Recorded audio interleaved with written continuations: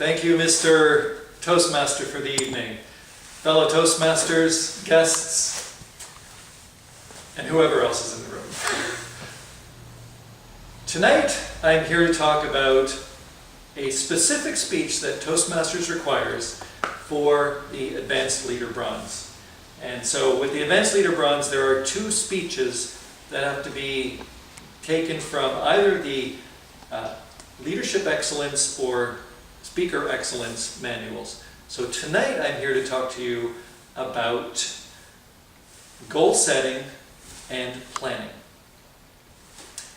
And before I get into that though, I want to actually tell you about a study that was done at Harvard about 50 years ago.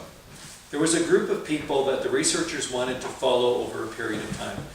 And so the graduating class of, I think it was 1965, was tracked over a period of 10 years. And at the end of the 10 years, the researchers wanted to see who was successful. They had criteria for success. And they wanted to see who was successful and why they were successful. Now you would think that everybody that graduated from Harvard would be successful, because you had to be really good to get in there. You had to be a really successful student, person, to get into Harvard. And what they found was quite amazing. You may have heard of this study. 97% of the people were not considered successful. Only 3% were. And so they combed through, who did they marry, what job did they go to. They looked at how much they were making. They looked at the happiness index in their life. They looked at a lot of factors. And they found that of that 3%, almost everybody did one thing really, really well. And that was this. They had goals. They wrote their goals down. And then they incorporated the execution of those goals every single day, or at least every week. And they reviewed every month, and then they readjusted every 6 months or every year. So before I talk a little bit more about these, I want to tell you about my last 10 years in Toastmasters. And for this I have to read it because I'm really proud of it, and I just listed it the other day and I haven't had a chance to internalize it. So I'm going to be 10 years old in Toastmasters, unlike Barry, who's like 21. 23? 23. I can drink now. As of November 1st, I will have been in Toastmasters for 10 years. So here's a few things I would like you to know about me. I've been a member of 6 clubs. I'm currently a member of 3 clubs. I've been either President, VP of Ed, VP of Membership, or VP of PR 21 times in those clubs. I have been an area director, division director, district public relations officer. So I've held a number of positions at the district level. I've worked on committees for 5 district conferences. I've conducted club officer training 32 times. I have 5 CCs now. I'll have 8 by the end of next year. I have 10 CLs now, and I'll have 13 by the end of next year. I was Rookie of the Year in 2009. I was Toastmaster of the Year in 2010. That is for all of British Columbia, so for about 5,000 Toastmasters. I got my DTM in 2013. I'll get my second one in 2017. And I just checked the stats on my website today and found that the first book I wrote, it's called The Evaluation Maven Manifesto for teaching people how to be great evaluators, has been downloaded 3,867 times, and all of the documents in total have been downloaded 55,169 times as of a couple hours ago in 133 different countries. So that's just the stuff that I've done in Toastmasters. Now, I say that to you partly because I'm really proud of it. I didn't realize I actually put that much work in. But really what I want to do is make a point. And the point is, I would have driven myself crazy if I had been doing all of that without some sense of where my goals were, what my goals were, and how I was going to get to achieve those goals. So this is where I bring you these two pieces of paper. Now, I keep these in my pocket every single day. My first list is the 100 things I must do before I die. And I'll give you a sense of a few of them. Get my private pilot's license, which I did about 10 years ago. Speak at a TEDx conference, which I did 3 years ago. Publish my first book, which is the Evaluation Baby Manifesto, 3 years ago. And run 10Ks, run half marathons, run full marathons, that sort of thing. Most of those I've done, most of the stuff on here I haven't done, but I'm planning a world tour, in which case I can click off a lot of these things. So, now that I've had my ego boost, how is it that I was able to accomplish those things without, I was going to say ripping my hair out, but I don't have much hair to rip out. I do it because of this second piece of paper. And that is, I've got lifetime goals, long-term goals, and short-term goals. And if you can see from here, I don't want you to read my goals, but if you can see the word SMART on top of every one of them. And that's what I'm here to talk to you about, the word SMART. S-M-A-R-T. By the end of my talk, I want you to not only appreciate what each of those words mean, because each letter stands for a word, but I want you to be able to remember it and remember the meaning and be able to go and incorporate SMART goals into your life. So, SMART stands for specific, measurable, actionable, right? Taking an action, realizable, and bound in time. Have to be done within a certain period of time. And at the end, I'm going to run you through a little visual that I hope will help you remember what SMART actually means. So, I need your help at this point. Give me an example of what a specific goal would be. Barry. I'm going to climb to the top of Mount Seymour again. Okay. On the bike. So you're going to climb to the top of Mount Seymour. On the bike, yeah. Right? And so it's specific. There is a mountain called Seymour, Yeah. and it has a top, so it's very specific. Is it measurable? Yeah. Okay, it's measurable. Is it, 8.5 miles. and what are you going to do to get there?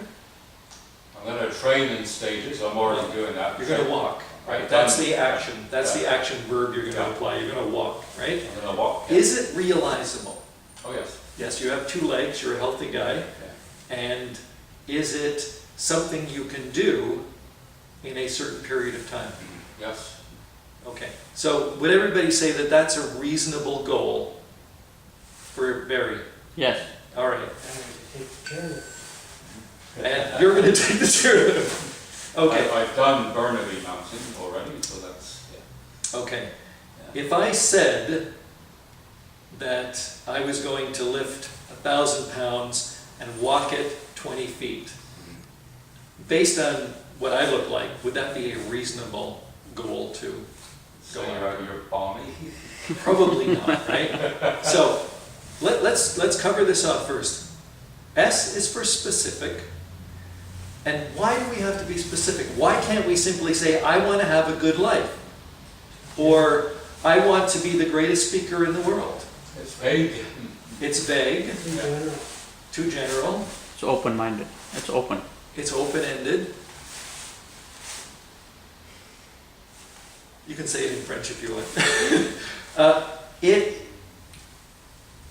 I was hoping for you to say one thing, and that is that we don't know what to do with it. Our brain, so here's an example. If I say, what is your name? Right? Without even saying it, you've already said in your mind, my name is Mao. Right? We cannot help but answer a question. If I say, Manon, I do not want you to think of pink elephants, what do? You have to think of pink elephants, and then you try and wipe it out of your brain, right? Our brain responds to specific things. But when we say, I want to be the best speaker in the world, we may have this warm, fuzzy feeling of adulation and being on a stage and everything. But then our brain says, I don't know how to get there. So if you can be very specific, Barry was very specific. There is a mountain called Seymour. It has a top to it. He can walk it. He can choose a time. Now, it might not be reasonable if he said, I want to walk it in 30 minutes. Because that's not reasonable then, right? It is a specific goal, but it's not reasonable. How do I get? 7 minutes? Yeah, no, 10. I started at 3. Okay.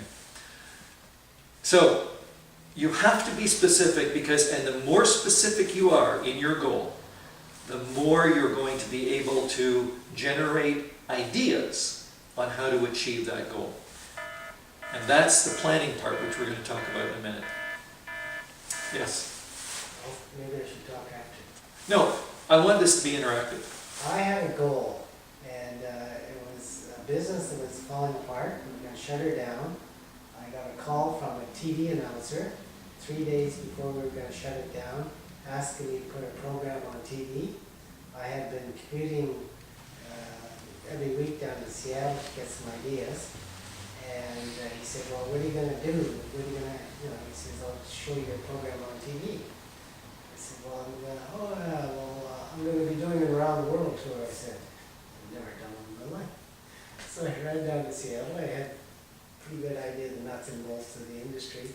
Threw this thing together, had to print it all up over the weekend, gave it to him. He took it, looked at it, thought, wow. I was doing around the world for 24 days for $5,000 or something. 6 or 7 different countries. Hooked it all together, gave it to him. He put it on TV. I've never used that medium before, but the canvas of that marketing was tremendous. And I thought, well, I'm going to be shutting down the end of the week anyway, so may as well see if it gets a trickle of interest. And I handled 110 calls in 5 hours when he put it on TV because of the marketing energy of that. And it was under a lot of pressure. There's a specific short period of time in order to throw it out there. You had to hit a home run. There's no time for any bunting or practice. But it was a realizable goal. It was a realizable goal that worked, and I did several of them for the next 3 years. Very good. Good example of it. Where some people think that SMART seem to somehow be separated, but in my mind, they're all part of this ball of things. But the Yes. one word I would add to compliment what you say was smart is start. Well, yes. Most people don't start. But that's a different issue. That has to do with motivation. This is about setting goals for people who are starters. Okay. Smart goals allow you to get things done because they create a mindset and a vision for how you are going to achieve that. Okay, so measurable. Is Barry's goal measurable? Yes. Yes. It's top of the mountain. 8 miles. 8 miles. He knows it down to the centimeter, no doubt. Yeah, 8.5. What if a goal was not measurable? It says, I just want to be rich. How rich? How rich? And rich is a relative word. So if I have $30 in the bank and somebody gives me $1,000, I feel rich. If I'm a multi-millionaire and I look at somebody who's a billionaire, I don't feel so rich. So it's a relative sort of thing. You have to be specific. If I say, I want to be rich, the next question is, what does rich mean in terms of an actual dollar value? Because it's only when you can measure it that you can then say, I have achieved it or I haven't achieved it. Okay, so S, which is stands for, Specific. and M, Measurable. Measurable. and A stands for Attainable. Actionable. actionable, right? Attainable actually is part of the R. Oh, okay. So it's actionable. What action are you going to take? Barry's going to walk. That's going to be one of his actions. I've got pedal. That's going to be the verb. But he's also going to take other actions, like he's going to say, I'm going to do it on this day, and I'm going to do it at this time. So that incorporates other things in, but it's got to be actionable. What about the R? What does R stand for? Realizing it? Realizable. And some say realistic. Or reasonable, right? Or reasonable, yeah, yeah. This is the one that I have the most difficulty with myself, because what is reasonable for one person is unreasonable for somebody else. And sometimes it's unreasonable because the other person would never ever do it in the first place. So there are some goals that I've set for my life that I won't fully achieve in my life. And that's for another speech, but that's called cathedral thinking. That's where when people build cathedrals, the cathedrals are usually finished by the grandsons of the guy who designed it. And I say guys because back then it was pretty well all guys. Those are cathedral goals. Those are big goals that supersede your life. But, so think about whether it's a reasonable goal. And think about it in terms of the impact of not achieving it based on what impact it might have on all the other goals. Because you're not a single goal life person.